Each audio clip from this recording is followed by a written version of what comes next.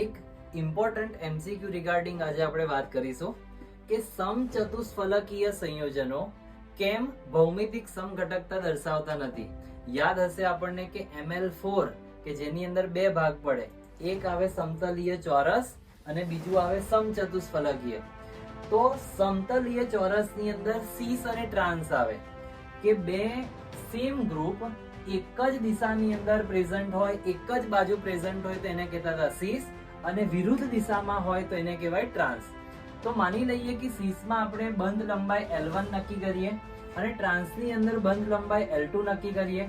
તો સીસ અને ટ્રાન્સની અંદર L1 does not equals to 0. એનો મીનિંગ કે બંનેની અંદર બંધ લંબાઈ જુદી જુદી આવે છે.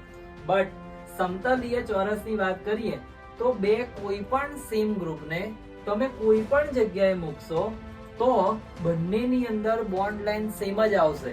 તમે માની લો કે ગ્રુપ અહીંયા મૂકશો, અહીંયા મૂકો કે અહીંયા મૂકો, બધાની અંદર બંધ લંબાઈ સેમ જ આવશે. એનો મીનિંગ કે ભૌમિતિક સમઘટકતા માટે કન્ડિશન શું છે? બંધ લંબાઈ કમ્પલસરી જુદી જુદી હોવી જરૂરી છે.